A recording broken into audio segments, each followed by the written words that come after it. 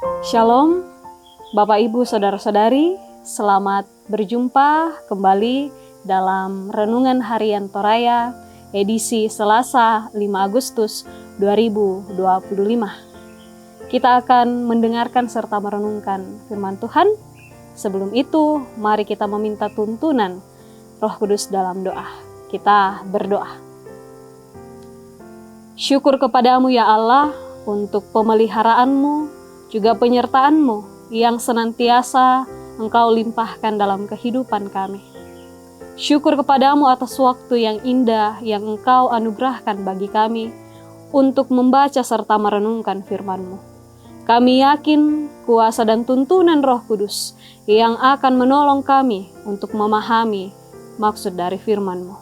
Ampuni salah dan dosa kami, di dalam nama Tuhan Yesus Kristus kami berdoa. Amin. Hosea 12 ayat 1-11, firman Tuhan. Efraim dibandingkan dengan Yakub bapa leluhurnya. Aku dikepung oleh Efraim dengan kebohongan, oleh kaum Israel dengan tipu daya. Yehuda pun menghilang dari dekat Allah, dari dekat Yang Maha Kudus, yang setia. Efraim menggembalakan angin dan mengejar angin timur sepanjang hari, memperbanyak dusta dan kekerasan.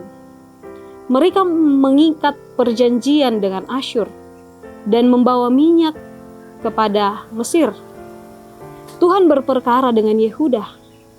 Ia akan menghukum Yakub sesuai dengan tingkah lakunya dan akan mengganjarnya sesuai dengan perbuatan-perbuatannya. Di dalam kandungan ia sudah menipu saudaranya, dan dalam keperkasaannya ia bergumul dengan Allah. Ia bergumul dengan malaikat dan menang. Ia menangis dan memohon kasih karunia kepadanya. Di Betel, Yakub bertemu dengan dia, dan di sanalah dia berfirman kepada kita. Dialah Tuhan Allah semesta alam. Dia disebut Tuhan. Engkau harus berbalik kepada Allahmu. Peliharalah kasih setia dan keadilan, dan nantikanlah Allahmu senantiasa. Seperti Kanaan, si pedagang dengan timbangan palsu di tangannya, yang suka memeras, demikianlah kata Efraim. Bukankah aku telah menjadi kaya, telah mendapat harta bagiku? Itu semua hasil jerih payahku. Orang tidak menemukan kesalahan yang merupakan dosa bagiku. Tetapi akulah Tuhan Allahmu sejak dari tanah Mesir. Aku akan membuat engkau tinggal lagi di kemah-kemah, seperti di hari-hari pertemuan itu. Aku telah berbicara kepada para nabi, memberi banyak penglihatan, dan dengan perantaraan para nabi, aku menyampaikan perumpamaan. Amin. Jangan sekali-kali meninggalkan sejarah. Da ammi kalupai tu ti parantakna atu situran. Bapak Ibu Saudara-saudari, jas merah, jangan sekali-kali meninggalkan sejarah adalah semboyan yang disampaikan Presiden pertama Republik Indonesia, yaitu Insinyur Soekarno. Hal ini disampaikan untuk menyoroti peristiwa-peristiwa yang mengancam kesatuan NKRI, dan supaya generasi muda senantiasa mengingat perjuangan para pahlawan untuk meraih kemerdekaan Republik Indonesia. Dalam seruannya kepada bangsa Efraim juga Yehuda, Hosea mengungkapkan dosa yang telah mereka lakukan, yang menyakiti hati Allah. Mereka diperingatkan dengan kebohongan mereka, ketidakadilan dan ketergantungannya pada bangsa asing yang menyembah berhala.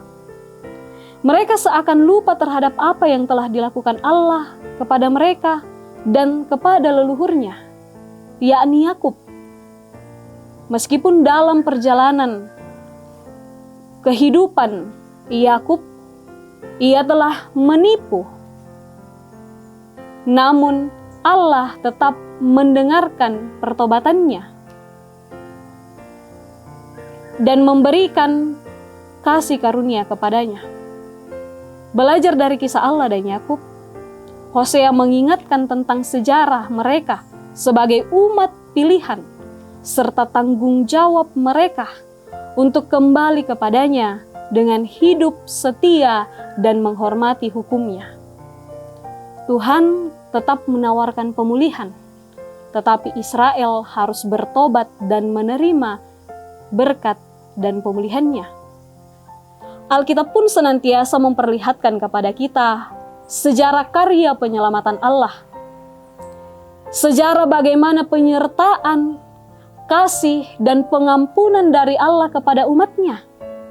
Sejak dahulu Allah itu adil tetapi juga kasih. Ia menghukum yang berdosa tetapi juga mengasihi yang bertobat. Keadilan dan kasih-Nya terus berlanjut sampai umat masa kini, yaitu kita.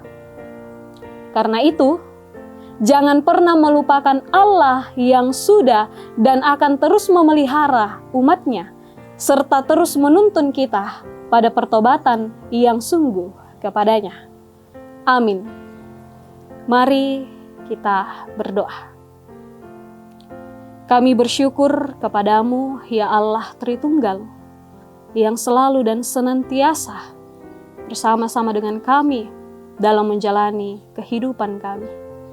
Terima kasih ya Allah untuk firman-Mu hari ini yang terus meneguhkan kami, bahwa Engkaulah Allah yang senantiasa hadir dalam setiap situasi kehidupan kami. Kami yakin dan percaya tuntunan kasih dan kuasa Roh Kudus yang akan terus memampukan kami untuk mengaplikasikan setiap firman-Mu yang telah kami renungkan saat ini. Seluruh kegiatan, pekerjaan kami pada hari ini, kami yakin dan percaya semuanya jadi dalam tuntunan kasih dan kuasa-Mu. Ini yang menjadi doa kami, di dalam nama Tuhan Yesus Kristus kami berdoa. Amin. Selamat beraktivitas, Tuhan Yesus memberkati.